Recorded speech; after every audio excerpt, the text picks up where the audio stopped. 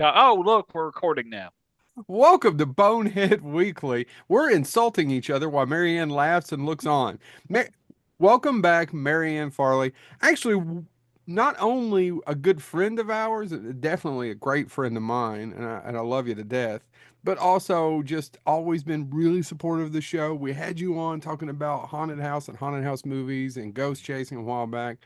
And I was telling her before we got on here, it's actually one of our highest rated shows in the last few. Oh, look, she's pulling out. Now she's zooming back in. She's playing around because this time we wanted to talk about the age old argument, Star Wars or Star Trek. And we've actually not really, we've talked about both of them, but we've never dedicated an episode to either, have we, gentlemen? I'm sorry, I prepped wrong. I thought we were doing Lost in Space and Battlestar Galactica. That's my bad. I totally Well, prepped wrong. You, Battlestar Galactica wins hands down. well, hold on, Chad.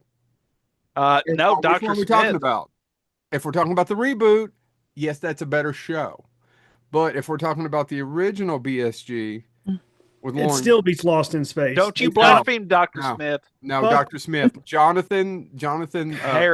made Jonathan that show. Harris, as, yeah, oh my God, they Him fought and a carrot. him and I, that I don't care about the carrot. Him and I that mean, robot. Like literally, I could just follow them You around. I mean the could care less robot they about the stole Robinson from family. Forgotten Planet? it's Well, Forbidden they have been Planet. forgotten. Sorry, It, Forbidden Planet. yeah, it had been Forgotten forgotten. Planet was the sequel that they hired us to write that never came to fruition because we put a carrot in it. Thank you, Chad. Oh, I'm glad I Uh, kicked this off well. This is great. By This the is way, going my well. son wanted to say, "Hey, I gave you a ring. It's got a skull on it." And he said, "Will you please tell your watcher, the people watching that gave you this, and it was for my son Quint." And I go, all I wanted to say was, "I'll tell all three of them." That's for the fan to decide. Oh, Well, I do. I just appreciated him being sweet. So yes, yeah. yeah, my No, no. daughter's got me this hat. I yes. my kids gave me like the flu once. Y'all Yeah. ever get those? My kids gave me those. Well, they also gave you crippling anxiety. No, you already had I that. had that. They They just worsened gave you it. more That's of it. true. They That's already gave you true. more of Yeah. it. So Yeah. this is the most interesting yet most pointless argument known to pop culture history. What, It Star is. Wars versus Star Trek? Yeah. I don't know if it's the most interesting. I think it can be done in a way that's really interesting. I don't know hmm if we're going to do that on this show, but we'll No. see where it goes. We'll see what But it happens. also is the most pointless because you can like both. You Yeah. can, You and can. you It can. It And is let, true. But Joe Lewis, I don't know if you've ever met this Joe Lewis character, but anyway, he once said something, and as I was prepping for this, I thought about the comment that Joe Lewis made. God, I don't know what he's going to talk about. It's the cats versus dogs argument, right? Yeah. Yeah. Like, and if generally speaking, if you're a dog person, you're less likely to like cats. And there's a lot of cat people that are like, I like dogs, they just don't work for me. Like, That would be because Joe Lewis. yeah, and I love both. I love both too. But I work on the road and a cat I can leave my cat with some food out, some a dish of water and a pack of smokes and it's fine. I agree. And that's not what you're talking about. I always say everybody says I'm a cat person. That's not entirely true. I love dogs. It's just having a dog is having a toddler I can't take to dinner for the next 15 years. So anyway, I was thinking about that because I was thinking about the people that get really, and there's people on both sides that hit that extreme, right? hmm That say, oh, the other is completely, and I'm like, no, I do like both. Star Trek's my first love. Yeah. I will never, nothing will beat out Star Trek. And part of it's nostalgia on my part. Part of it is I watched it with my father. So I Yeah. have those memories. Part of it. And I discovered Star Wars way later. But also to But you go, knew about it. You just I didn't knew about it. discover your love for it, right?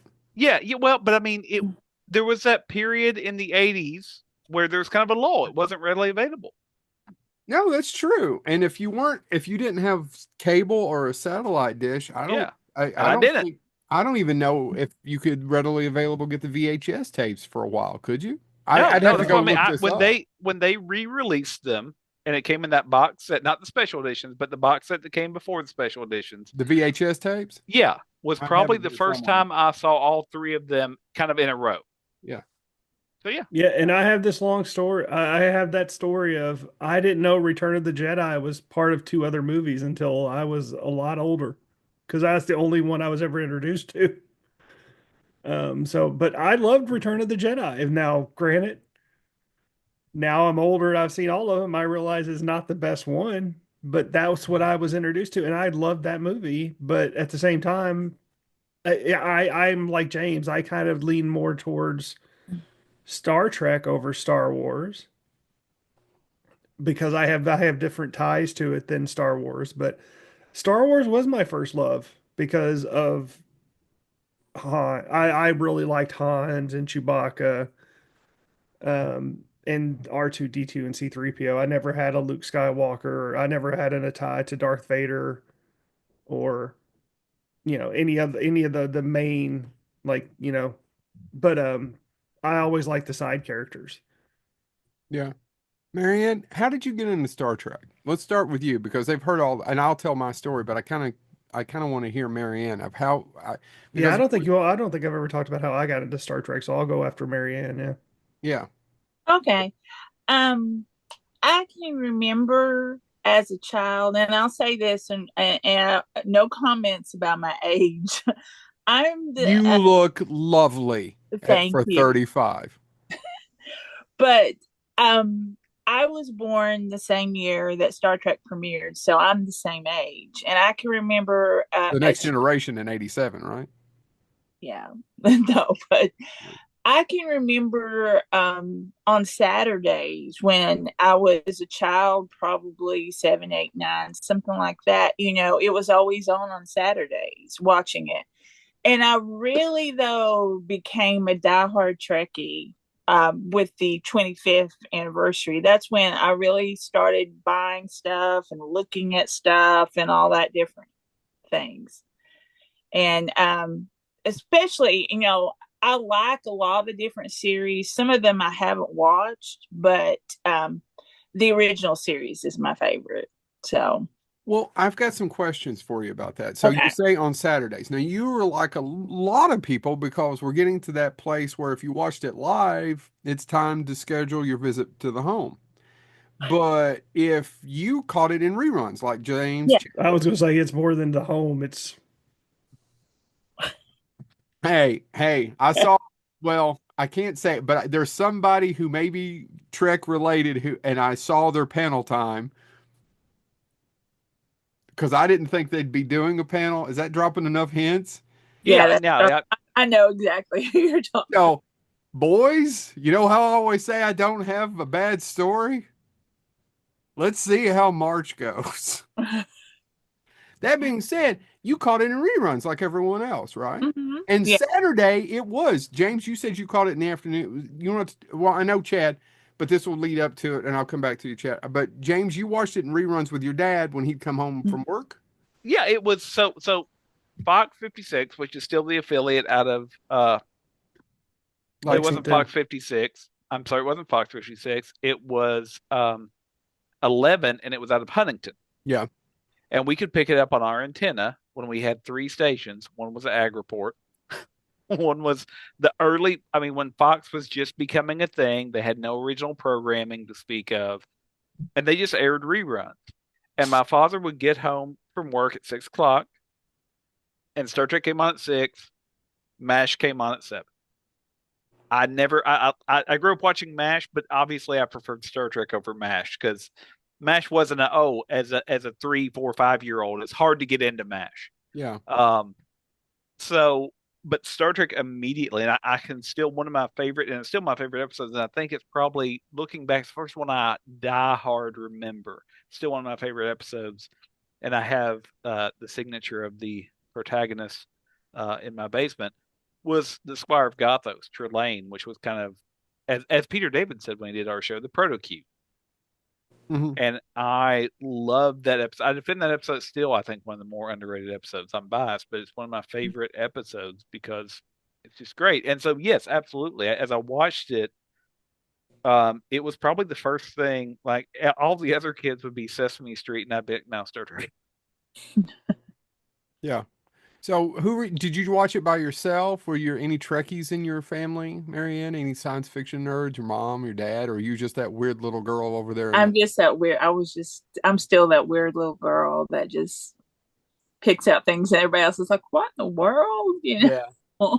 So we both beforehand, the 25th anniversary, that was 19 91, when was it? 91. Was it 91? And that's when you really got back into it? Yeah, yeah.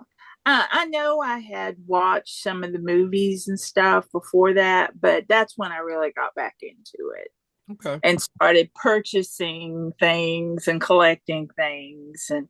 And Star Trek is what got me started with conventions. The first conventions I ever went to were Star Trek conventions Yeah. and stuff. And if it wasn't for that, I collect a lot of other autographs now. But if it wasn't for Star Trek, I don't know if I would have ever started that. Yeah. Chad, how did you get into Star Trek? Accident. That's all there is to it. I kind of stumbled into uh we've talked about this before. I was the only person in my family who was into science fiction. Um and I nobody else liked it. The rest of Um them only loved Grand Canyon documentaries. Weird to say. my dad was old westerns and war movies. My mom was, Dirty Dancing and things like that, and so was my sister, and my brothers were into every low budget action film you could ever think of. Hmm. And I was the science fiction Dawn kid, the and Dragon, blah blah blah. exactly, Don the Dragon Wilson, Billy Blanks, any of those that came out, I had to sit through them every weekend. It about drove me crazy. So I randomly, the first Star Trek I was introduced to was Next Gen. Um, that's what Watch it live when it was on. yeah, I stumbled onto it. I didn't know what it I should say was. live. It was always syndicated, but you know Yeah. when it's coming out. First air. Um, Yeah, I first. just happened to, I was bored on a Saturday and ran into it and was like, oh, what the hell's this? And then I happened to stumble upon the original Star Trek. And what it enticed me about that was, and we've talked about this, was Bones. I've always loved Bones, the curmudgeon. But he's so much fun, Yeah, Yeah. yeah, yeah. and he only got better in the movies. But what really hooked me and what I never stopped watching was DS9. I was there for the premiere and watched every episode. Yeah, So we've talked about that on here before about what's your favorite Trek series, and I always say is I understand what Marian's saying. It's like the originals are favorite, but I always say you can't. I don't even put it in the group of picking it because It's a it's most foundation. it's a foundation. Most of them still work. I watched a few of them like on a Saturday if I could get the chance to get the TV just because I was a little boy and weird just like you all. And my dad loved westerns and thought I was weird and maybe one day he'll get that son he always wanted. But I didn't get into it for me, and this sounds we're talking a lot about Star Trek. I didn't get into Star Trek. I love the movies. Wrath of Khan is not only my favorite Star Trek film. Wrath of Khan is one of my favorite movies. For years, when we were doing Bonehead, and I've just moved it around simply because I wanted it a little bit more where I could see it all the time. What years, boys? Wrath of Khan was right behind me. My original Yeah. one sheet. It is one of my favorite movies. It's not one of my favorite Star Trek films. That being said, being the one person here. Star Wars is my first cinema love. That's my first kiss. And even though it's got the worst, and I will go on record, worst fan base of any fan base of any kind of nerdum, nobody is worse than a fucking Star Wars geek as far as just bitching about all the stuff. James said, what is it the Star Trek people say about Star Wars fans? Uh, Nobody th- hates their oh yeah, nobody hates what they love more than Star Wars fans. Star Wars that's not inaccurate. I I mean, don't know that that's because accurate at all. because and Star Trek fans, we critique it, and I do. Like I said, I love both, but I obviously lean more towards Star Trek, and we critique it, and we will argue over which is our favorite movie and what works for us and what doesn't. And we've had this conversation before. I defend Star Trek Five as one of the best movies as far as showing the kinship between those three figures. which is something all three boneheads agree on. Yeah. It's not The the movie's best kind of movie. a turd, but as far as the plot and the story, but between the three of those three core, that's actually the best one of showing the love and friendship of all the movies. Yep. Yeah. Completely agree. Yeah. And so I think that really, and so I say that to say I can look at that film and say, yeah, there's some parts that don't work for me. And I'll critique other ones. I've quipped, I think, on our show, Star Trek The Motionless Picture, because it moves slow. I still love it. But, all those different parts to it, all those different things. But at the same time, man, I don't know. Bring up some of the more recent Star Wars stuff online and then just mute it so they don't interrupt you, but let them go. They're terrible. So if you all don't mind, since everybody shared their love of how they met Trek, mine was just a little boy holler and lucky enough to have a satellite. And I would reenact when A New Hope, which it was just called Star Star Wars, Wars. when I was a little boy, came on, and it would have been cable or satellite at the same time. I would get up early if because it showed all the time. And I don't remember which streaming service it came out on, or it's not streaming then, was it's what movie channel it came out on. Yeah. But I would reenact when Vader comes in at the beginning, from the blockade runner when he attacks and the stormtroopers come in. I would get behind the couch and pretend I would the whole time I'd reenact it. I would get up just to know that, well, this is coming on. And we've had somebody on here before about talking about underlining the TV guide that you use to get weekly, which I know we skew a little old with our audience and demographic, but you all know what I mean. When you just, oh, this is coming on, I get the TV guide and read it and underline things and write down when you want to catch them. I would do that. It is my first. I was trying to think about this earlier today, and I can't think. I don't think that has to be my first cinema love with Star Wars. That being said, as I've gotten older, and then I think it was what, a decade ago, I went through every single series. That sound about right? Yeah. I love DS9's my favorite. I'm with Mhm. Chad. It's the most interesting. It's the most interesting characters. Voyager's my least favorite. Enterprise gets too much shit. It's a lot of fun. Has some great characters. Voyager's not my least favorite because of Janeway. Before anybody out there starts throwing rocks at me, it's that first few seasons are just freaking dreadful of trying to build out those characters and It's whatnot and just make them interesting. boring, people. And it's It's just boring. Well, I think the It problem got is, better as it went, and I've seen them all. Boy, there's a really good one with Brad Dourif. yeah. Suter, Brad Dourif's three episode was one of the best episodes, ones. Yeah. three episodes he's in. It Um, actually, it honestly, and it's not from the sex part of it. It just got better when Jerry Ryan got on. well, the other side He's a about more it is, interesting character. Yeah. well, and the other side about it is, if you all remember, when Peter David was on our show, he wrote one of the first novels, the original novels that Pocket Books does, I do which used not to come out remember all monthly. 3.5 hours of our two-part Peter David where we His had to cut it off, Marianne, because we needed to use the bathroom. And by that, I needed to use the bathroom. his critique of it, of Voyager, which I think I rewatched it. I went back. I burned through all Star Treks. I've gotten to the point where I watch them every year, and when I burn through a series, I jump to the next one. And I was rewatching it, and I was thinking about what he said, and I think he's absolutely right in that what is challenging is how quickly they all of a sudden start to get along. If you remember on the episode, he talked about. I thought, oh, it's great. So you have the crews don't trust one another. They've got to learn to work together. And I thought it would be the course of a season or two seasons of them, and he goes, and you get a little bit of that with Seska and stuff like that. But generally speaking, it's two episodes in, everybody's wearing a Star Fleet uniform. It's like, oh, okay. And he goes, once I saw the later ones, I realized I can't keep writing those novels because what I want to explore is not there. And I think that's a critique I have of it too.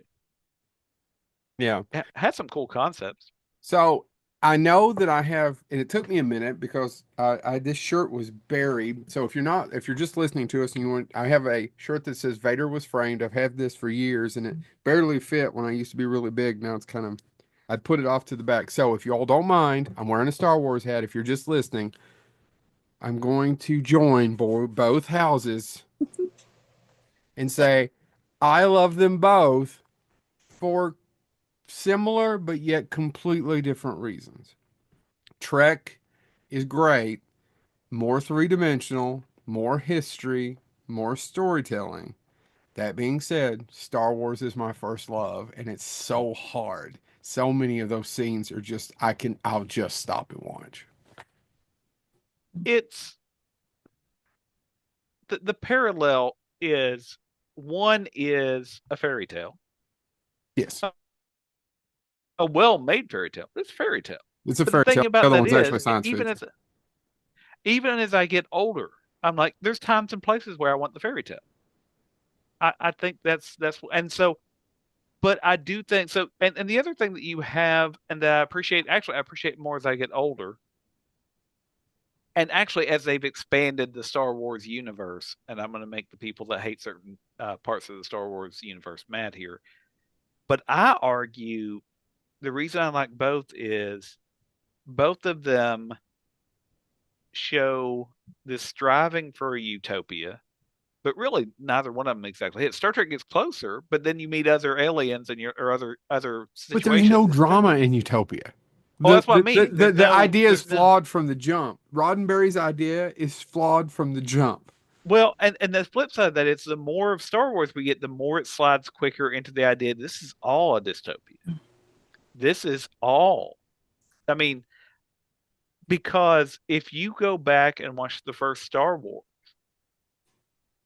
outside of leaving that planet, Luke has no escape. Absolutely zero. And that's another Zero. reason And why it's not. And I get what Chad was talking about. It's like Luke's not a cool. He's really not.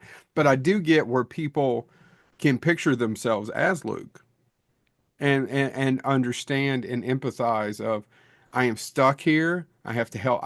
He has obligations not only to his family, but to his friends, to where he's from. He has no opportunities. but all He's in the elbow asshole of the galaxy. I get where people could watch that character and he is looking up at two moons dreaming or two well, and I think suns. the other side of that though is that is the only dreaming he has. There is a great book, and I happen to have the copy of it in my hand. Luke Skywalker Can't Read and Other Geeky Truths.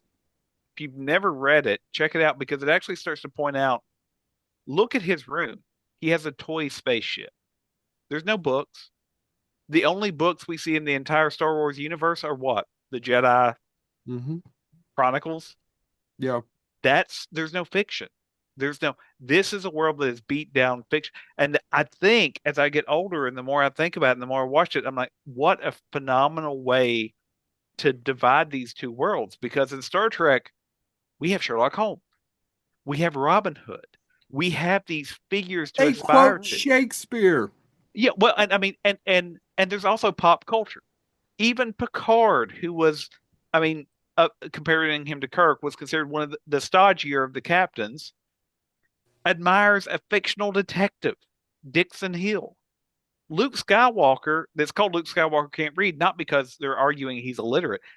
There's nothing for him to read. There's nothing, there's no escapism. So it's not only that he can't leave the planet, he can't mentally escape. There is no escapism in Star Wars.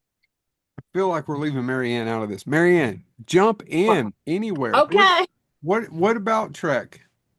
What do you think just got you? What because I don't know that I still understood other than you're just at so what do you think the 25th anniversary? What about the 25th anniversary? What was it? Well, there was a lot of publicity then and stuff like that, I and don't remember the it grabbed 25th my anniversary that attention. well. It grabbed my attention again, and stuff like that. Um, but it just grabbed my attention again, and I've really gotten into it a lot since then. So what was the Everything. first convention you went to with it? There were a couple conventions in Lexington. And it's been a long, long time ago, way before Scarefest and LexCon and all that stuff. And kids and the whole nine yards. Yeah. Yeah. That they're in Lexington. That there were that old hotel. Continental. Yes. The first one I went to was at the Continental. I was wondering if it was. Yes. We may have passed each other. There. Oh my God! Were you all at the same? You all probably were at the same convention. We were probably at the same one. Who was the guest? Walter Koenig. was one of Oh yeah, the I was was at that one. Yep. I was at that one. Oh my God, sisters, Yep. Chad, It's Eagle like, oh my River. God. It's Oh my God, I just want to do a obscure Hot Shots reference. Keep going. But the very first one I went to was at the same place, and it was George Takei. He's the first one that I met, and stuff like that. Oh, Uh, I'm sorry, it's Takai. well, I said No, I know it's Takei. I'm being a dick. I well, um, and it was just him, and then but though I do remember when Walter Koenig was there because let me see if I can find it because I've got my autographs here. Um, I had him because he was putting out comic books. Razor. Then. I have the same autograph on the same comic. I love that. That is awesome because I have Dad, the we need to exact same show one. ourselves out so they can have this meet cute. No, it's and Raver, by the way, he did another series not too long ago. It's published by a different press, and I never got to pick it up. I need to go find it. Yeah. But keep going. So that was your What? first Just about Star convention. Trek? Was there two Star Trek conventions in the same hotel in Lexington? At two different times At two different because now times? Mark Leonard was at one because I met him. That's one I never got to meet. I would have loved to meet Yeah. Mark Leonard. I got Mark, and for you all non-nerds out there, Mark Leonard played Spock's dad, and Mark Leonard was there. only what 4 or 5 years older than Nimoy, I And, think or the same age. yeah, the ballpark they were similar in age. And what also I want to point out, Joe. Hold on, let me push my glasses up. No, He you got to didn't. do it with his list. He No, didn't. Joe. What I He, really need to tell you is he didn't just play Spock's dad. He played the first Romulan commander that oh we my God, saw. I knew that. He also was the first person to play all three major aliens. He played a Vulcan, he played a Romulan, he played a Klingon in Star Trek the Motion Picture. He was the first to pull a Jeffrey Combs, what is now I known didn't as the know he Jeffrey was in Combs. the motionless picture. He plays one of the Klingon commanders that dies in the beginning. Oh, wow, man. I thought Mark Leonard was more famous. No, it was more or less hey, you want to do this so you can claim you've been all three? There you go. Huh. Interesting. Yeah, see, you learned something today. Oh, I you did knew learn something, that. did you? Chad, did you know Did you that? know that, did you? No, I didn't. I did not. I done and went and Once learned. again, Thank Don't you. worry, I'll forget by the end of this episode. That's true. that's all right. I'll remind you once a week anyway. Hold on. Let me have a glass of wine. Oh, Jesus. Already did it. So you both were at the same convention. That's so weird. Well, back to where. So the first one was George Takei. The second one was the big headliner was whom? I know there was one with because there was more than one person there. When Walter Koenig was there, the one guy, I'm pretty sure the one guy from Lost in Space. I would say Mark Goddard was there. Yep, because if I remember correctly, and I don't know if you attended Mark Goddard's panel. I was not driving yet, so my mother drove me, and my mother also was. She did encourage. You didn't say it correctly. What? Yo, mom drove me. So and I made her let me off at New Circle, and I took my Segway there. There were no segues. I would look cool. There were no segues. This was it would have been early 90s, I guess. Yeah. Yeah. But anyway, my mother's theory was that Mark Goddard may have had a few shots before he got on stage. Because he made some comments about Star Trek, and he started by making negative comments about Star, and you could just tell the room turned.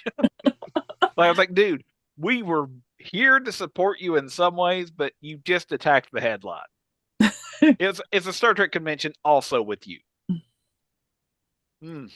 Bad choice. So you started buying shit then, autographs right around that time, and you have not stopped. No. I have quite a few. I have some of the newer ones and everything like that. Well, what are some of the new Star Trek that you like? What's your favorite series is the original, but what is some of the other stuff that you like? Now, I haven't watched any of the newer ones in a couple years. It was just something me and Brian used to do. So I haven't went back and watched the last couple seasons of Discovery and stuff. But I did enjoy what the first few seasons I watched of Discovery because of course I can't even think of her name, she's from The Walking Dead, which also is another love of mine and stuff like that. What? And by the way, if you don't mind me saying, Brian was your late husband. Sorry Yes. for you, and I understand that's probably Yeah, something you all bond over in a sore subject, and it's tough. yeah, because we always watched them together, and so I think I'm getting to the point where I can go and watch them and stuff because I only saw like the first season of Picard and stuff. I didn't watch. I watched a couple when John Delancey was on there because I love him. I've seen him at conventions. He's hilarious. He is entertaining in any format. And my mother watched him, and you may know this. I can't remember the name, but he was on a soap opera before he Santa ever did Star Trek. Barbara. He was on Santa Barbara. He was on And he Santa was Barbara. and he was an eccentric inventor or something I on don't there. remember. Well, my mom watched Santa Barbara before they split up, and before my parents split up, and she was a stay-at-home mom. So I got that. I had the Santa Barbara would be on when I came home, The only reason, but my mother was a and fan that's where from I knew that. him from. I knew him Yeah, from that before I knew him from Star Trek. Well, Star Trek wasn't a thing because that was A. Martinez and what's his face, Santa Barbara. I was at a convention because I went to several Couldn't think conventions of Delancey. about probably 27, 28 years ago because my daughter Alyssa was little in Charleston, West Virginia. And a couple of cute little stories. Alyssa was born on John Delancey's birthday. So I had her there with me and I was going through line and I said, she's born on your birthday. And he just looked at her and grinned. He said, oh, her? Because I said, my daughter. And he's like, oh, okay. But Gates McFadden was at that convention.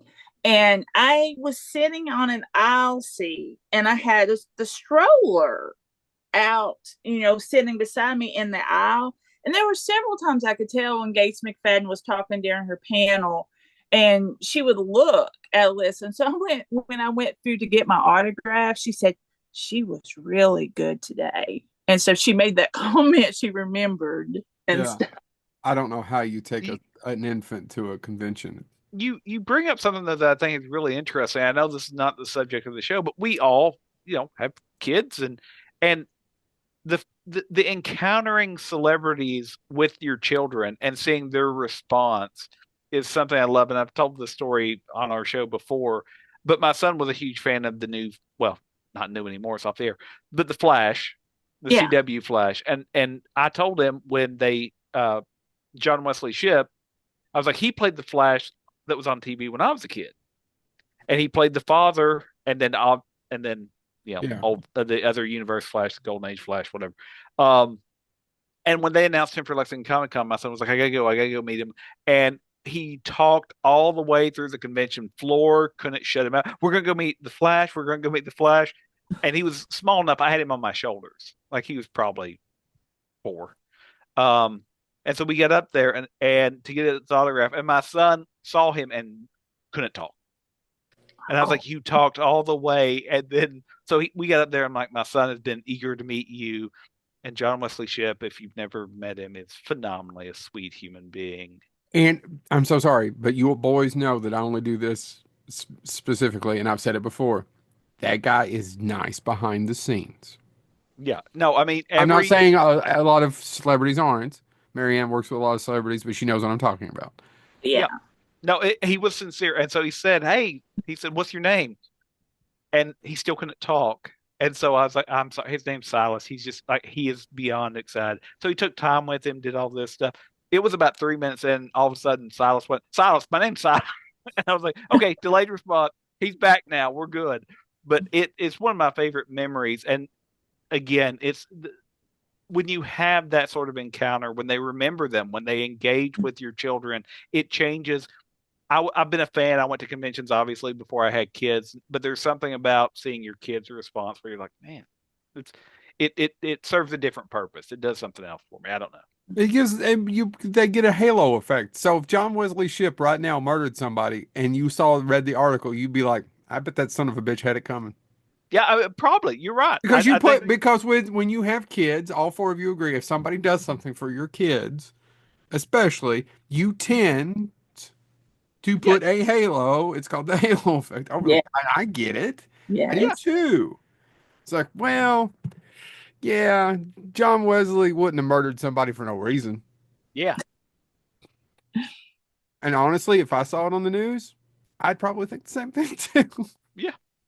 And that and about a few other people. Like, yeah, probably didn't do it for no reason. Chad, you're being quiet. Just letting y'all talk. Just letting. Well, so But all right, I'm going to see a counterpoint because we didn't really have an outline for this. It's called Star Trek versus Star Wars, but it's not really because I think Marion, do you like Star Wars at all? Oh yeah, I like Star Wars, but I just I got into Star Trek before Star Wars. Right, like because I I got into Star Wars for Star Trek, yeah. yeah. I'm just going to Uh, say, Star Wars has been getting out of favor with me lately because they just cannot produce anything entertaining. I disagree with that, I but know you do, but that's my feeling. what you were Um, saying, Marianne? um. Well, I mean, I've seen the Star Wars movies. I know a lot more about Star Trek and stuff like that than I do Star Wars. I can't remember all the names of the things and the ship, but I can tell you quite a few from Star Trek. Well, in a Star Wars, James will back me up on this. A true Star Wars fan would call me a loser and say that I don't know shit because I can't remember everything and haven't read all the damn books. I would say, well, and I was going to Because bring it's that up and literally say happened. that's a 0.001% joke. I was actually going to make that later, going, yeah, if we had a real fan here that read If we all had the a real expanded fan universe. here, and I have had people attack me, and it's not just that one guy who is a No, no, friend, it's a but joke. I've had other people go, well, if you read the books or if you knew this, because I didn't know enough. Once again, Star Wars fans are fucking toxic. But I do say this, and I think you could probably do it with Star Trek, but I don't think they've done it like that. And I said this on a show a few weeks ago. Star Wars has got to where it's like a Western and a horror film for me in the sense of you can tell any story now you want to, especially once I finished Skeleton Crew, which has its positives and negatives, but mainly positive for me.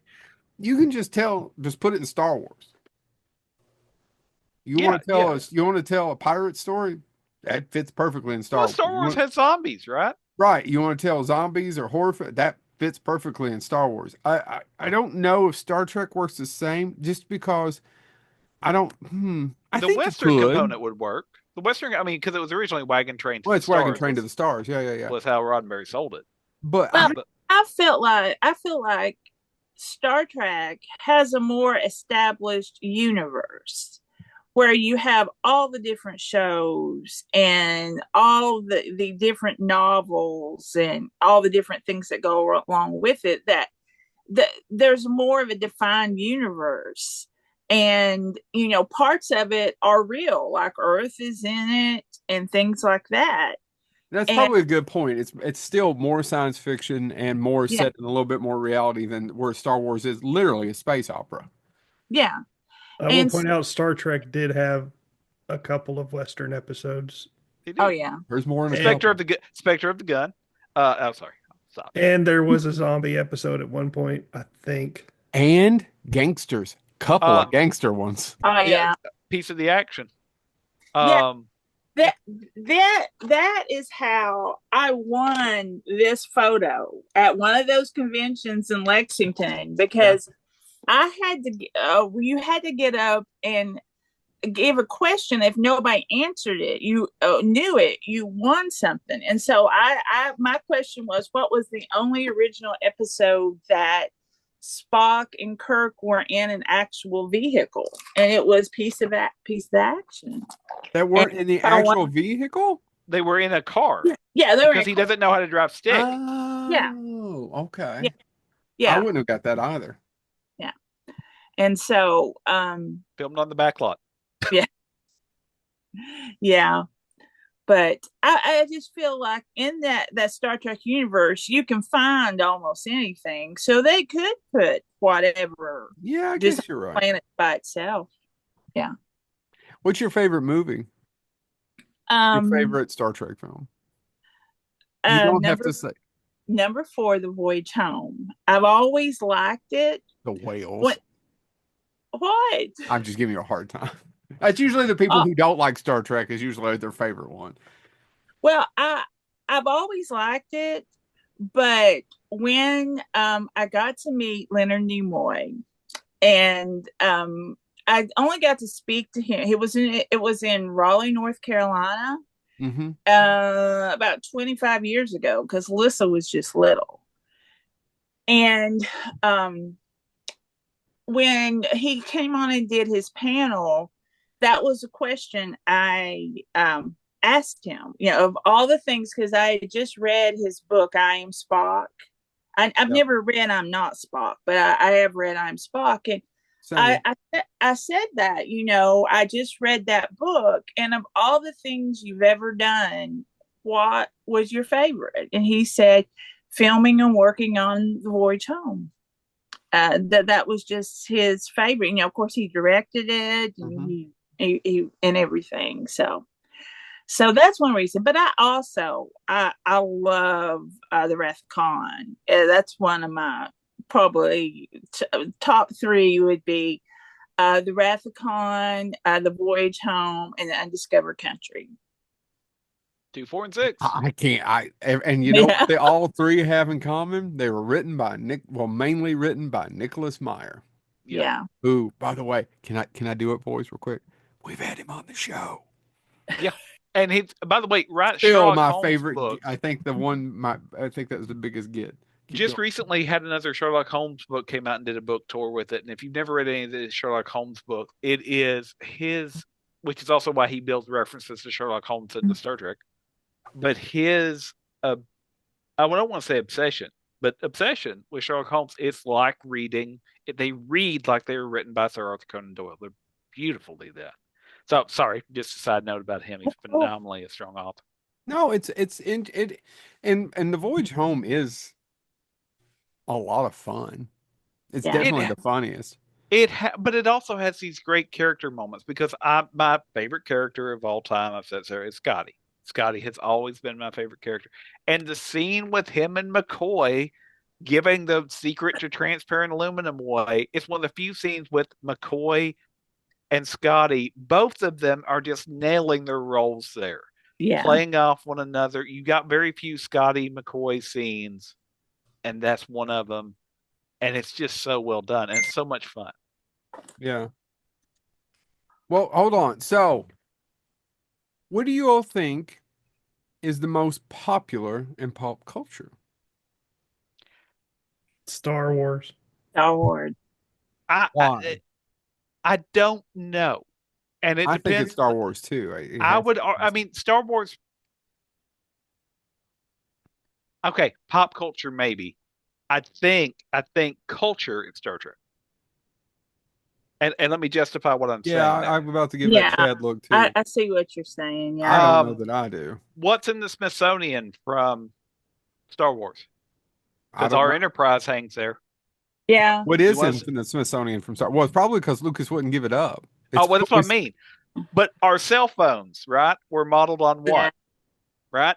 So I would argue, you're probably right, pop culture right Oh, now. now in cultural this moment. influence on actual things that happen. That's what I'm saying. Yes. Yeah, Okay, definitely yeah. Star Trek. That is Star Trek. Star Trek. 100. I won't even. No, you're Yeah. absolutely. Yeah, most of our 100% technology today is because of Star Trek.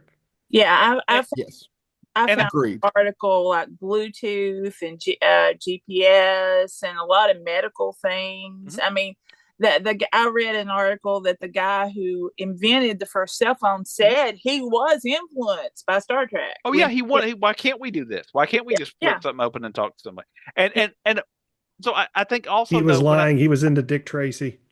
no, that would have been this. Now There was maybe no the tracing. smartwatch, Chad. Maybe the smartwatch. I'll give you Dick Tracy. But the point being, though, I think the other part about that is, I think Star Trek has also had more of an aspirational effect. All the cast have talked about it. people coming up to them and saying, "Oh, before he passed away, DeForest Kelley said the number of people that came up to him and said, I looked at medical school because I watched you as a doctor. Yep. I Yeah. looked at an engineer because of James Doohan. And so many astronauts and different things. Yeah. And Nichelle Nichols, Uhura, worked for NASA.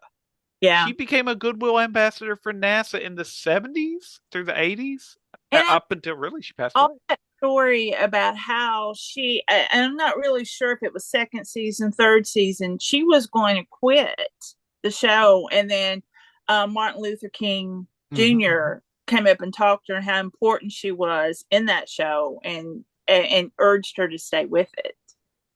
And so in that way, that's kind of my argument. Is the cultural, maybe not pop, because pop cultural is fleeting, right? Or y'all remember Pogs? Those were big for a while. Anyway, but I think the other part about it is that, so I would argue pop culture Star Wars is right this second, yeah, probably.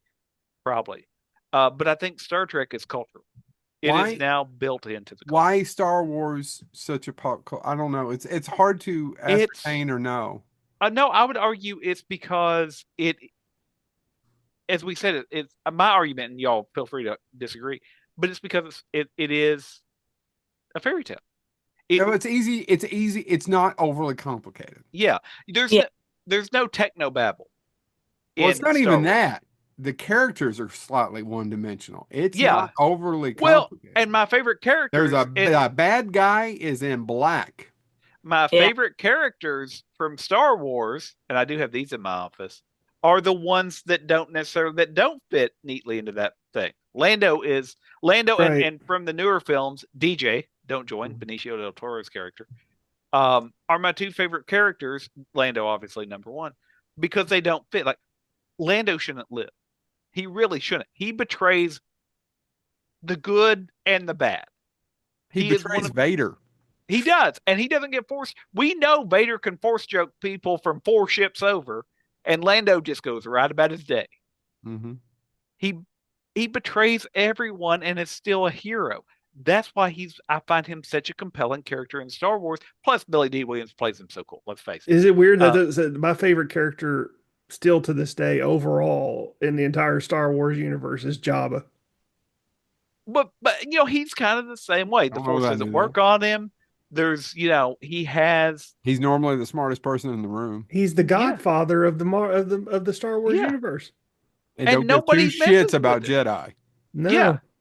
And he doesn't care about the Emperor either, as long as they don't mess with him. Yep. Leave him alone.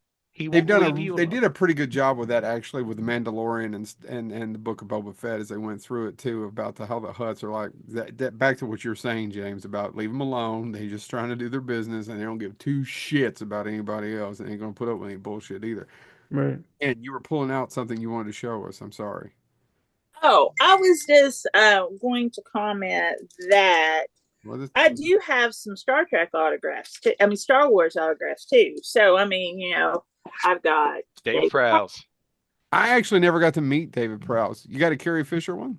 Yeah, and it was really neat. It was at what was that convention in Louisville that went down in flames? Fandom Fest. It's Fandom Fest, yeah.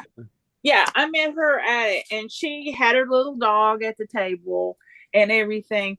And she signed, she said, I'm going to put my middle name on this. So this has her first name and her middle, her name. That's and her cool. And then I have Boba Fett. Yeah. Jeremy Bulloch. Peter Mayhew. Yeah. I never got to meet Peter Mayhew. Oh, Billy D. Yeah. Billy D. So I do have some Star Wars autographs too. Billy D was at LexCon.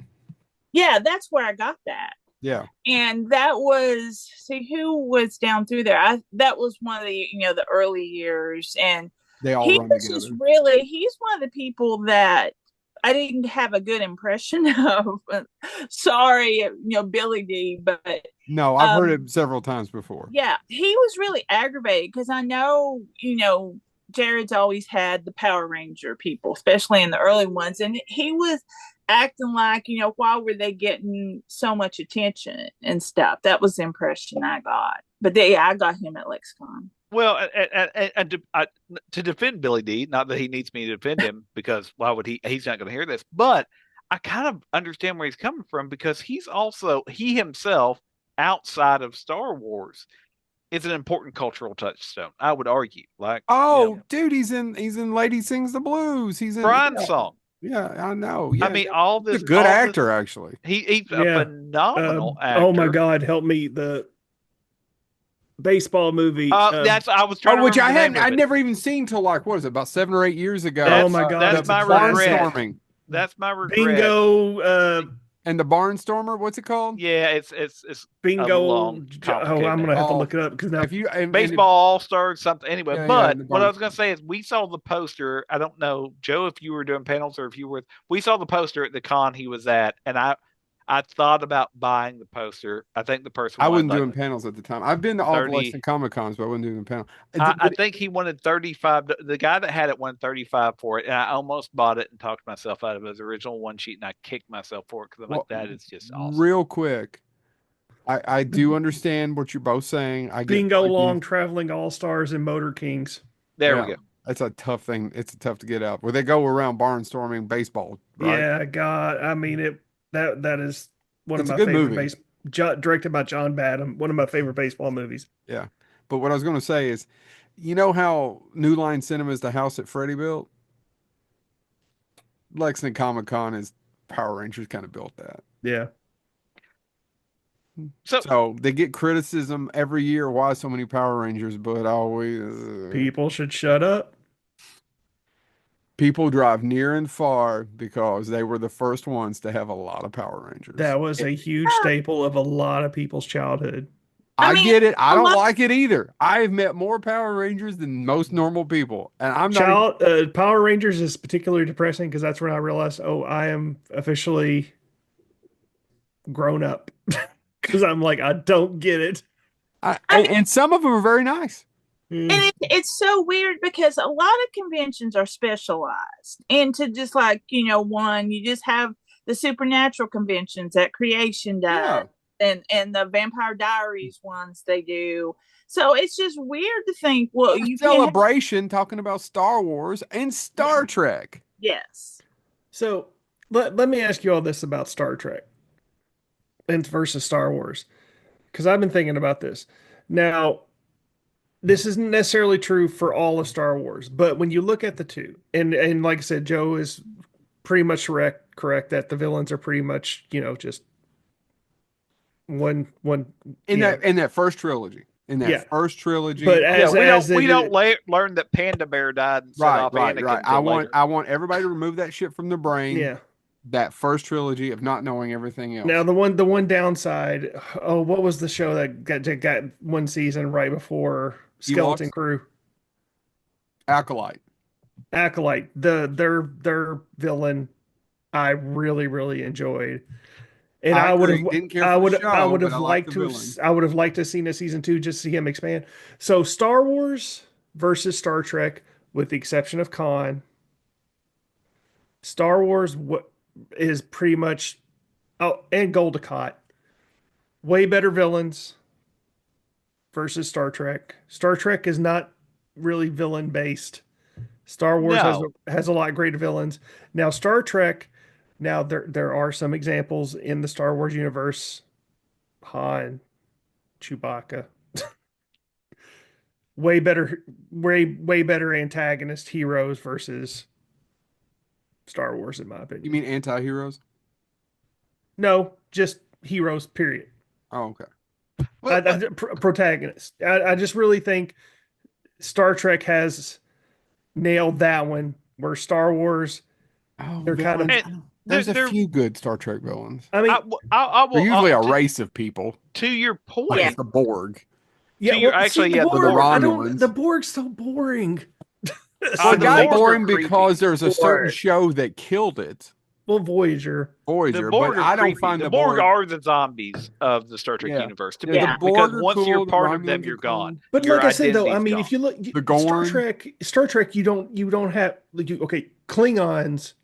Klingons. Klingons, not Cardassians, No, Romulans. Kardashians. Yes, those fuckers are evil. You got the Romulans, Yeah. It's great a race of villains, people. races, but not one villain, not I agree. No, one and person. I think one thing, and I like this about Star Trek, but it goes to your point, Chad, is that you have nuances within them, right? Like the Cardassians Cardassians. the antagonists of the Bajorans, It's Yeah. the but then we Kardashians. get, um, you know, The Ferengis to some we get extent. Golden Cat, and then we also though get, and why am I blanking on his name? Garrick. I love Garrick. Yeah, I do Plain too. simple Garrick is one of the best, and Andy, oh, what is his name? The great character actor is in Hellraiser. Andrew Robert. I want to say Andy Robinson. Robinson. Yeah, Yep. it's Andy Uh, Robinson to his friends. but yes, so and so I say that to say I think that's what's really interesting is Garrick did some stuff. Garrick's Yeah, responsible he for some clearly suffering did. in his Even though he's past, kind of a feminine, but he's he so. doesn't come across And as I love what Lower Decks did. And if you haven't yeah. watched it, I won't ruin it. He But comes across as not really overly dangerous, but he's and he done some has one of shit. the most meme scenes that's everywhere. Even non Star Trek fans use the meme scenes where the line in the actual show is, "You need to believe everything that I say, even the lie." And Bashir's response, "Even the lies, especially the lies." And this became a meme. I see it everywhere now. Even people that have never seen that scene are using it. And so, to your point, That's though, why DS9 is so much better because just the sheer range of all the different characters where TNG, Voyager, they were all pretty I much I agree with Marianne here. The original series is my favorite all time. But Deep Space Nine I love so much because this is where I make people upset sometimes. I like it, don't get me wrong. But the next generation is not in my top three. Um, Avery Brooks is oh my god, why am I blanking on his name? Cisco? Cisco. Cisco would The kick Cisco is corporeal. Cisco is Cisco would corporeal. kick Kirk's ass. Why do you exist here? Um, because people You forget. two in the bottom here, bring it at me. No, it's because people forget, and this is the thing. And there's I now a don't know meme where You're about you're at, talking this. about Joe. Marianne's teddy bears that she's holding? Marianne and Because I'm James are waiting on for the her to bottom. interject here. We're like, oh, look at who all you got on there, Marianne. If you're not watching, if you're listening to us, Do you have Avery Brooks The because he's worst part, retired and from she just showed signing? me the worst part about DS9 is his fucking kid. I wish he would have died with the mom. I kind of agree with Chad. I disagree So because you do have Avery Brooks. we You never never let would her have got answer. we Well, never. Oh, I have sorry. 5 on here. I don't know why I'm moving, but You've been zooming in and out all night. Yeah, it's been vertigo. I I think you're sadly I just trying to never show got. us that shirt or your chest. I'm not for sure which one. So did you meet Avery or did you just get that by that? no, I met him. I don't remember what con it was. Because he's retired from what I've heard from signing, Yeah. and he's one that I grew up watching him before I saw him on Star Trek. I saw him on Spencer. So, Yeah, Hawk. Oh yeah. Yeah. Spencer for Hire. So was he Um, as weird as people say he is? No, I don't remember anything weird about him. I really don't.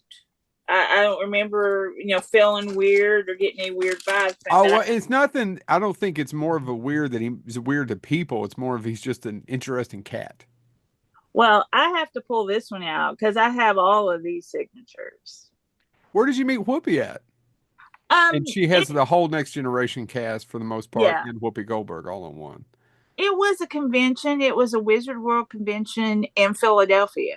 And I was actually going, the main reason I went was to see Norman Reedus, but Which you have several restraining orders. yeah. No, I have permission from Robert Kirkman because when I met Robert Kirkman, I was showing, he said, "How'd you get all these autographs?" And I said, I went around the convention. I said, there for a while, I was stalking Norman Reedus. He said, "Oh, he likes that." So, Which is That's funny. fair. Kirkman is from Kentucky. mhm. We have mutual friends. A friend of mine's husband worked for him, taking care of some properties here for years. I have never met the man. Well, see, I went up when they did the Walking Dead days up in Cynthiana. They just did it that 1 year, Hmm. and I went up then, and I talked to him a couple times, and stuff. And actually, I went through line once and got some autographs, and then I went back through again. And he's like, "You're back." He remembered me. He's like, "Oh, you're back." Yeah, Like, yeah, that's cool. I yeah, Man, uh you've been to a lot of you've been to a lot more conventions than the three of us. yeah. Well, I don't know, maybe Chad, James. James has been to a no, lot. Two, I 2017, I went out to San Diego Comic Con. Yeah, see, Yeah, living that's the dream. yeah. Dragon Con and Comic Con, San Diego Comic are two buckets, and Dragon Con I've almost went a couple times, and I Well, Marianne, just where do you go every year? past 3 years, I went to Dragon Con. I don't think I probably won't go this year because I think I'm going to do something else the weekend after Dragon Con, but I haven't decided for sure. Is it worth it, even with all those people? Yeah, once you figure out how it works and stuff, it's worth it. It's just there's so many people and stuff like that, and things, and it's all spread out in all these hotels. I mean, you have to stand in line hours to get into the vendor hall. I mean, it's crazy. It wraps around the block, the line does. And Yeah, you had me up until standing in line to pay people to buy shit. I the longest I've ever stood in line in my life, and I have no regrets for doing it, was the first time I met Stan Lee, which was in oh, Detroit, yeah. and I had the relaunch, quote unquote, after World War II ended, but when they brought back Captain America for the modern Marvel universe, and I had a collection of those, and that's what I had him sign, and I think it was about 2.5 hours that I waited for that, and I still have no regrets because I was like, You didn't wait any. We didn't wait. You well, I walked right. Oh, not you walked right right up. in when he was in Louisville back Yeah, at with Fandom yeah, Fest or whatever the yeah, Louisville because one was. that They was had where him. I had him sign my Harlan Ellison, Yeah. the comic Harlan Ellison sign, and I'll just never forget my favorite memory. He looked down at it. He goes, "Of course, Harlan would sign where it show up the best." He signed it. He did this, and they handed him a silver pen, and he signed it across the top above Harlan Ellison. And he goes, "There," and he goes, but obviously it was when before Harlan and Stanley both passed away. So yeah. Yeah. So we're But yeah, no, what I was no, go ahead. what I was saying earlier is to finish what I started saying before I sidetracked myself was I do like the Next Generation. I was never a huge fan. I became a huge fan of Deep Space Nine on I believe it's the third episode, Q-less, where Q shows up and what's the first thing Cisco does? Punches. And I can remember because my father never liked the Next Generation, and I understand why. And it's always what I tell people. It's also the way I approach it. Is who would you rather like if it was a supervisor, who would you rather work for? I'd rather work for Kirk because at least he's on the front lines with me. He's beaming down, he's doing X, Y, and Z, he's on the ground with you. But Whereas, Kirk is always getting the people killed. That's one thing about Kirk But is he's also getting the ladies. he's getting the ladies while he watches the majority of his also crew die horrible deaths. also given what I do That's for a collateral living, damage. given what I do for a living, the original series, the only one that has acknowledges that there's a ship's historian Hmm. because that is It's exactly glad to know that he acknowledges that history exists while he actually kills every person on his crew. in the episode it's Space Seed, by the way. With Khan, he actually makes fun of the fact they have a ship's historian. Well, give her something to do. He is not a big supporter of the ship's historian, but hold on, let me do the extended universe for you, Joe. In the Star Trek 25th anniversary game for the Nintendo Entertainment System, Spacey. one of the crews that you can get is a historian that you take down the planet with you, and if you need him on the mission, he's very handy. So there you go. That's why Pike, Picard, and Cisco are better leaders. But and what I was saying earlier, and what I didn't, the other thought I didn't finish earlier is if you read or not read, if you watch the series and listen to what they talk about in both the series, the general way people view them is actually flipped. Kirk in his youth was an academic. There's episodes that refer to him as a walking history book with legs. He was a nerd. He spent all his time studying. He did cheat the Kobayashi Maru, but he was studying all the time so he could figure out how to cheat it. And Picard in his youth was getting in knife fights with the Nausicaans. He was drinking all the time. And so if you watch it and build the perception of them, they flipped in their older age. Kirk becomes a little bit more rebellious and all of that stuff because he realizes the system doesn't work if you don't. But the stereotype of both the captains is kind of flipped in reality. If you're a big nerd and look at all the stuff. Well, we've been over an hour, and sorry. And no. I said we'll do an hour, but and I know Chad's not feeling well, but what I wanted to say is before we go, because we've not done a really good job. We've done a really good job talking about a lot of Star Trek and very little Star Wars, but which once again I understand I'm the one, but oh man, dude, I've got Landos. What more do you want from me? Look at oh these. hold Look on, at these that's Landos. actually what I was going to ask. I know you have some Star Wars stuff, but what I was going to ask is, what is your all's prized possession, collector wise, out of one of these two things? Yeah. Well, I'll start because this is what we were talking about before we recorded. Is out of all of it, I have none, which is the bizarre thing.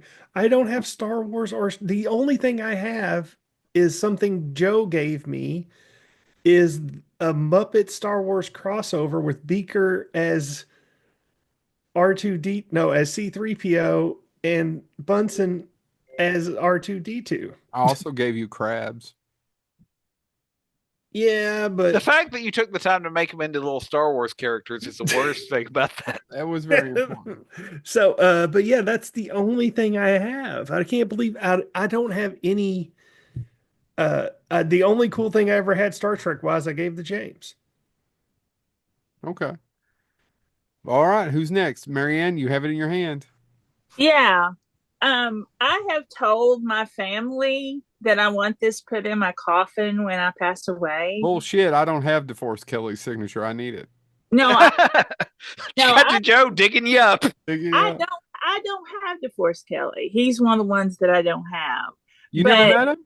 No. James, you now can knife fight her. She went. Now, my DeForest Kelly it's that my autograph is staying with me. But this, of course, I had Leonard Nimoy sign it, and I have 4 Leonard Nimoy autographs. Because he was also a very accomplished photographer, and so this is one of his books that I have that's autographed, and then I have 4 Leonard Nimoy autographs, and those are probably my prized possessions. So who all did? And real quick. Oh, I'm sorry, James, but real quick, for people who are listening, you're holding up a picture of the original crew. Who all do you have on there? I have George Takei, I have Nichelle Nichols, Leonard Nimoy, William Shatner, and Walter Koenig. So I have everybody except Nimoy. And real quick, while she's holding the picture up, and you may know this, do you know the history of that picture? That's actually one of the rarer photographs, because if you look at the one the studio officially released, they have somebody half blocking Nichelle Nichols. Oh. Yes. And so this one was taken, from what I was told by another fan, this was taken for the fan club originally and sent out for the fan club. But the one the studio released, because of racism, and I'll try to find a copy of it. It's really easy to find. And Nichelle Nichols would sign that version, the official studio released one, but only if you had already had other people signed it, because they totally had, I think they had Walter Koenig stand kind of half blocking her. And so that one was done for the fan club, is what I was told. So there you go. Useless trivia. Because I have that one too. That was one thing that I want to mention too, because you all mentioned about how bad the Star Wars fans were. The Star Trek fans, the letter writing campaign after the second season of the original series to get it renewed, over 100,000 actual letters came into NBC. The fans wrote to NASA. The first space shuttle was named the Enterprise and stuff. So a lot of stuff happened in Star Trek because of the fans.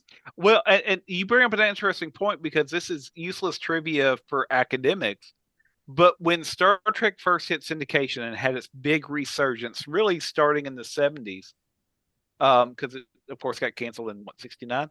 Yes. But when it hit syndication, when they sold it in syndication, and that's when it really got huge, um, there are stories of faculty members at places like Harvard refusing to teach classes when it aired locally on the syndicated Oh, channel I because never. students wouldn't show up to class.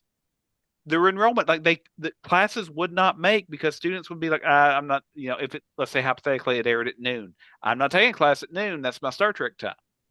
And Because the younger people listening to this don't realize that back then, 69, there wasn't recording devices to record your shows that much. And it wasn't streaming. You couldn't watch it whenever you wanted. So, that No, was the you had to thing. get home. If it was on at 5 o'clock, you were going to Yeah. bust your ass to get home. oh And yeah, let's not forget, it was like that.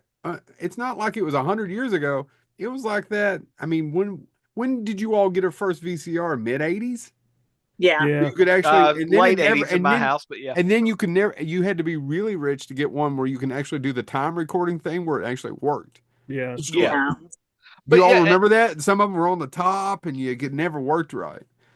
and I think the other thing, and as Marianne said, not only was it important to understand that you had to catch it when it was on, but also Star Trek was the first kind of, I don't want to say you did have Lost in Space. I don't want any diehard Lost in Space fans to attack me, but was the first semi-serious science fiction, not just a monster of the week, an alien of the week. It did have an alien of the week, but it was also, it had something to say. And you did have shows like The Twilight Zone, but it was a different character every week.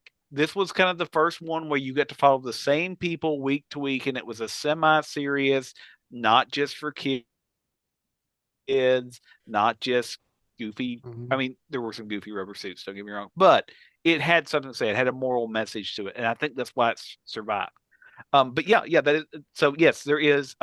It's not talked about a lot today, but if you read about some of the history, there were times when it first really got huge in syndication, that it did actually change the way some colleges scheduled their classes.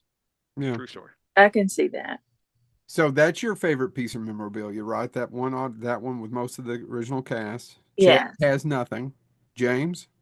I have two, and I have two that I'll mention. One because it's authentic from the set, and the other one is because honestly, my mother worked so hard to find it and get it for me in a way we could afford it at the time. I have the original 1991 25th anniversary Enterprise Hallmark ornament, which is Yep. several You have it hundred too, bucks. Marion? Yeah, I have the first Hallmark ornaments Yeah. too. Yeah. And it at one point it's now a little bit cheaper, but at the absolute zeitgeist of it, like people were selling them for $600-700, Oh and yeah. that was quite some time ago. That was, I mean, and there was no way my family could afford. And my mother found one and managed to get it for me one for Christmas, and so I have this. I know what my mom went through to get it, and it's also I just remember unwrapping it at Christmas because she gave it to me as a Christmas present, and I just floored. And it's still one of my favorite things. It's put away and preserved. And I always joke, I'm like, my kids don't care. I mean, they like Star Trek, and they really got, oddly enough, my daughter has loved Strange New World. Like, and she's starting to get, oh, is this why you like it? I'm like, yeah, no, I like it. I don't know what. Anyway, Yeah. the other one though, and it's is actually one of the coolest things. My brother and I are very different people, and he never has understood why I never doubt about this stuff. He never has fully engaged in it. He's got stuff he nerds out about, but usually it's cars. Um, but he found, and it was originally being sold. James Doohan, so I'll tell you how long ago it was. Um, had worked with Paramount to get some of the old props from the films and stuff like that, and it was some of the background dilithium crystals and stuff from some of the Oh, things. okay. And they had broken them up and they were selling, and it went to benefit charity. And my brother got that for me. Cool. And so I have a small, it's in a sealed in a, I don't know, lucite case, but it's one of the little dilithium crystals from the actual set. And so I've got that. Yeah, so that's, I mean, as far as stuff where I'm like, oh, yeah, it's, and both of it's tied to family thinking about me and saying, oh, yeah, no. Even my brother giving it to me sarcastically said, I figured if you're going to have something, you might as well have something from the actual set. if you're going to be this obsessed with it. And so that's the story. There you go. So those are the two that come to mind. Well, I'm sitting here racking my brain, and probably the Star Trek thing would have to be my Wrath of Khan poster. And Mhm. now, is that signed by Shatner and Nimoy? Oh, wait, that's mine. Drop dead, James. On my way. On my way. On my way. But I never met Dune, Nimoy, or DeForest, but I have met Nichelle and Takei but anyway, that would be my Star Wars. I'm going back and forth if it's my, because I have an original New Hope and Empire, and I love them both. But I also have my original Luke from when I was a kid from Return of the Jedi, and I've been able to hold on to it. That's what I was wondering. Like that to me, because I mean, the sheer joy of things like your AT-AT. The Oh, old toys are and it's cool. always there, right? And that's Yeah. another thing. AT, and I love the toys and the AT. I have several AT-ATs. In fact, that one right there is an original one. That's not my first one. And then a lot of this shit that you see did not. I didn't have it as a child. They didn't buy it for me, Oh and no, no. it's just stuff that I've picked up and come through. And yeah, it's hard to narrow it down. I do love AT-ATs though.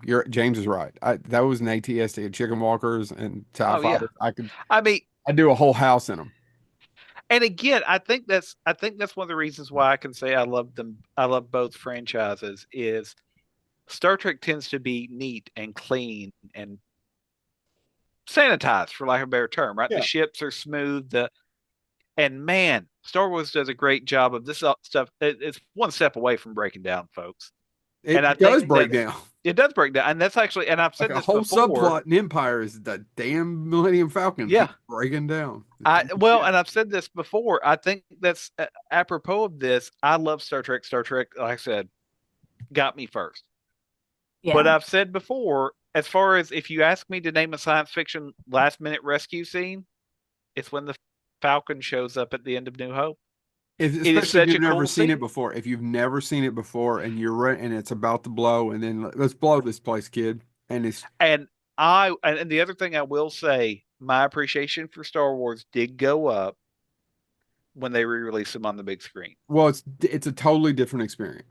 Yeah, that because watching on my television, it felt like the space scenes in Star Trek. It did, and I Yeah, love the space scenes in Star Trek. Balance of Terror, by the way, original series episode. If you've never seen it, that's where Mark Leonard plays the Romulan commander. that's But a it good is episode. I know what it you're is talking about. one of the most stressful, cool episodes where you're like, oh, and at the end where he has the line, in another time we could have been friends, as he knows Kirk has killed him. Like it's going to end for him. It's such a great scene. But so I always viewed it kind of the same way. And the first time I got to see Star Wars on a big screen with that sound coming, the theater sound, and you see the ship just at the very beginning, quote Yeah. unquote, pass by. I'm like, oh no, I get it. I get how in '77, at a time period when Logan's Run came out in '76 and was the best of sci-fi that year. I mean, and Logan's Run did not age well. No, and I love Logan's Run, by the way. That's a movie, by the way. They keep saying they're going to remake it. Somebody needs to remake that film. It's a phenomenal story, and Michael York played him really well. But we need to do it again. Anyway, I say all that to say, to think you went from Logan's Run being the hit '76 science fiction film that got comic book adaptations and all that stuff, and that was, and 1 year later you got to see that ship fly and you get to see the Falcon swoop through.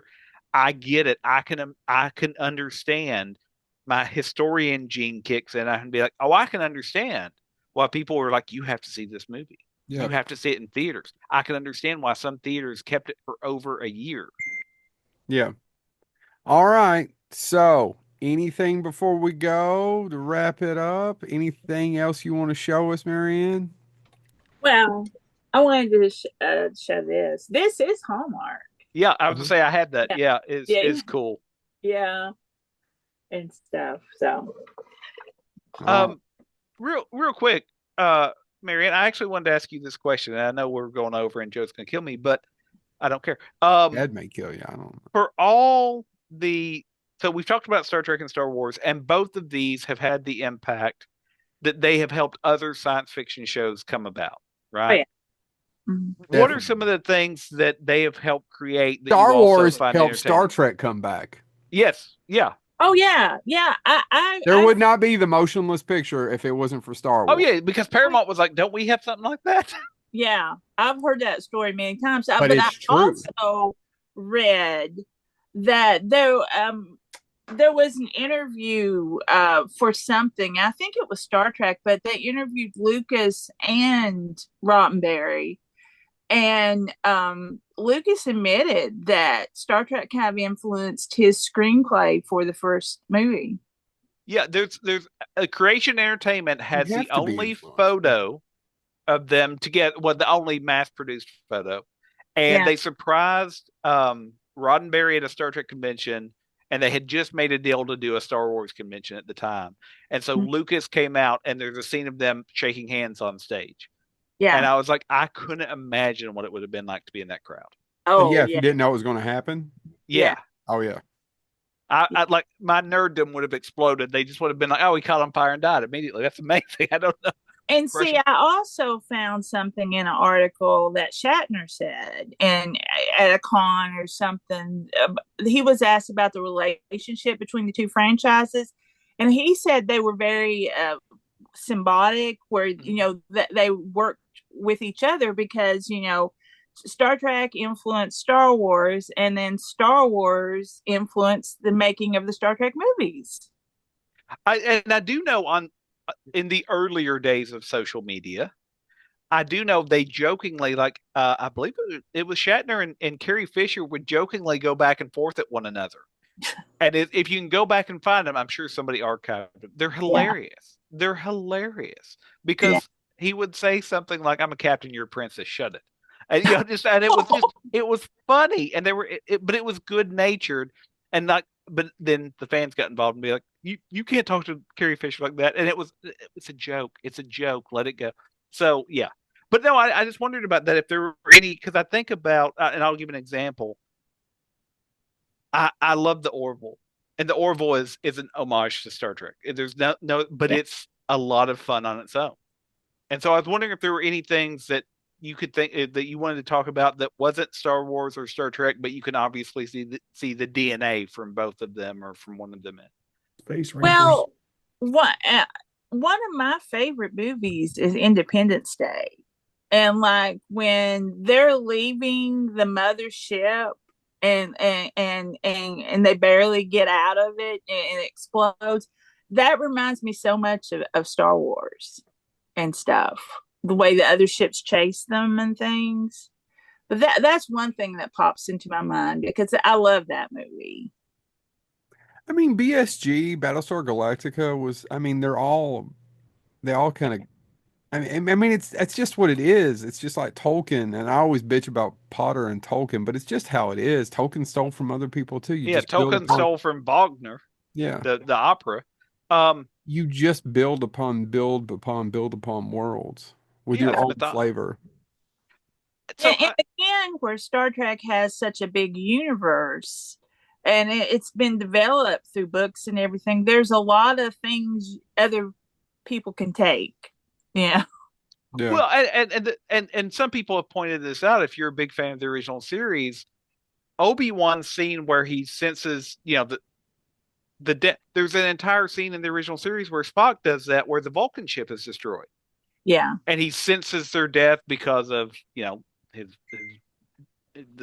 mind meld and all Which is his also not an old. My kid was talking about robots and robot uprising tonight, and I was like, "Son, this has been in science fiction 100 years ago." since there was a Since there robot was, made and there was a robot uprising that it's like followed the next AI. day. Everybody's afraid of AI, and I was like, "Well, holy shit! If only there was movies that came out more than 40 years ago that told you everything that could happen with artificial intelligence."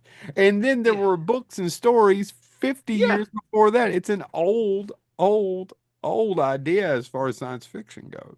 Well, and so I think kind of echoing off of this, and I think you're right. I actually rewatched Independence Day. I went to the gym and I was on the treadmill, and they put on Independence Day, and I was like, I'm gonna be on this treadmill for a while now and it was they put it on. It happened to be in the middle when they turned on the TV, because I didn't turn it on when I got there, but somebody turned it on, and it was, you're absolutely right, when they're leaving the ship after they've uploaded the virus, and it very much is like it's like Star Wars in the trench, Yeah. and so I. I think what's really interesting to me is one of the shows that has the biggest fandom and ran for the shortest amount of time probably did the best job of blending the aesthetics of Star Trek and Star Wars, and that's probably Firefly. Yeah, it is. I knew where you were going with Yeah. that, and I agree. It has both. I think it's more Trek. Yeah, but I think the fact that they're rough and tumble, like, and it has that aesthetic from Star Wars of man, Yes, things are broken, things don't things work. are broken, things are, and there's a underworld crime syndicates, there's all of that stuff, and Star Trek touches on that a little bit, but it's not. Star Wars does have a Well, better developed. Discovery probably touches on it more than any of them. Yeah, Then the well, first Discovery. season, I think they missed the mark, and I know they just couldn't do it without getting rights and stuff. But wouldn't it have been cool? Not Discovery, but Voyager. That if they'd flown through a universe out there and seen like the old dilapidated Death Star in the distance and stuff like that. oh yeah, through a Well, wormhole. Yeah. yeah, well, and what's funny is unofficially they've done it several times, right? Yeah. R2D2 shows up in the rubble in J.J. Abrams' Star Trek before Which is he Yeah. heavily Star, influeed by by Star Star Wars. Wars. Yeah. Yeah. And at the same time, matter of fact, actually, I think in the motion picture, the original motion picture, there's a nod to R2D2 at one point. I can't remember where it is, but and so I echoing exactly what Marianne said. There has long been this symbiotic relationship, but I think it's also given us so many phenomenal TV shows, like and movie scenes, Yeah. because it is so well known. Somebody mentioned, we wouldn't have, and I'm gonna go back and watch Killjoys because somebody was like, "What do you mean you've never seen Killjoys?" I'm like, I don't have Sci-Fi Channel. Um, but said, "Oh, well, that's heavily influenced by both of those worlds. Yeah. It's not in either one of them, but yeah." So anyway, that's a question that I had. So yeah, I didn't think about it, but you're absolutely right. Independence Day is set modern day, but totally has a Star Wars scene. Yeah. All right, let's wrap this up. We Okay. said we'd do an hour, and we're in an hour 40, and Chad turned Sorry, green somewhere about sorry. minute 53. Just green. Didn't look good. Actually, So, he never looked better. well, Turns out he would be a great Kermit. never looked good. Yeah, it ain't easy being Chad.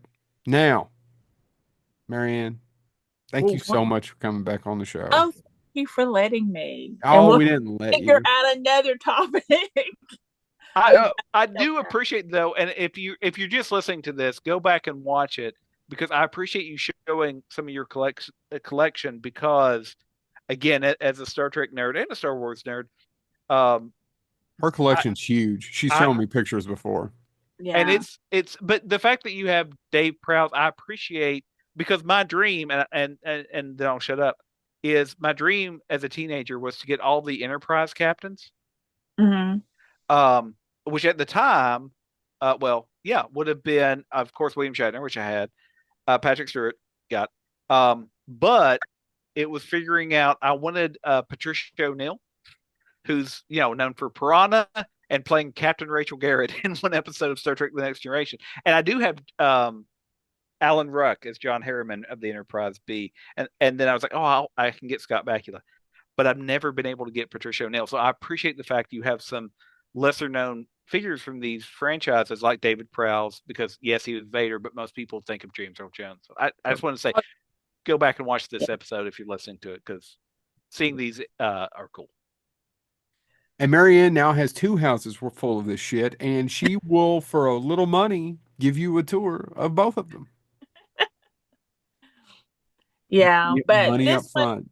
this one in Warfield, though, you have to not be allergic to cats, which just one of them, came up, but this one's laying over here too. So Yeah, Marianne has 36 cats. yeah, well, that's down than what you usually say. I know, I'm an asshole. Now, do any of them have Star Trek names? I had 3 yellow boys. Now I've lost 2 of them, but I still have Kirk. It were Kirk, McCoy, and Spock. Perfect. Of course, you Perfect. still have Kirk. Of course. No, and let me He be killed the other terrible. ones. Let me be terrible but accurate. It mirrors reality. We've still got Shatner I there. said, of That's course true. I it didn't is. even think about that. Of course, of course. All right, Mary. Thank you so much for coming Oh, on you're the show. It welcome. was an absolute pleasure. This has been Bonehead. And we'll see you all in a few weeks at Lexington Comic Con. Yes.